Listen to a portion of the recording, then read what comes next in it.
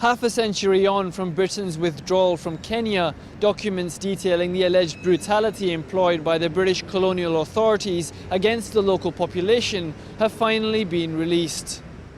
They provide damning evidence of the tactics employed to suppress violent uprisings against British rule in the 1950s, which later set the stage for Kenyan independence.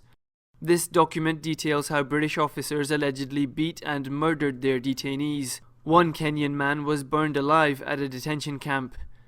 It's one of the first of an estimated 17,000 pages that are being released that show ministers in London at the time were aware of the abuses taking place in detention camps across Kenya.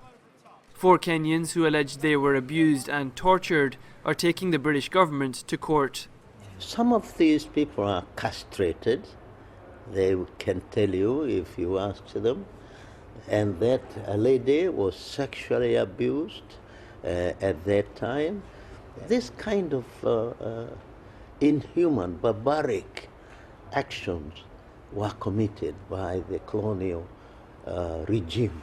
The UK Foreign Office isn't denying the allegations. Instead, it's arguing that legal responsibility was transferred to the Kenyan Republic upon independence in 1963.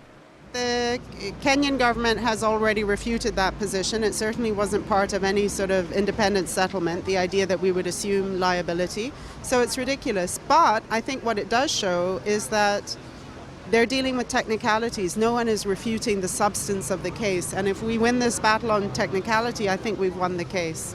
Well, it seems rather extraordinary that if you have a colony that's under your control and under your administration and your jurisdiction and you're claiming that you're not liable for the systematized torture that you approved, that's quite something to get away with in my mind.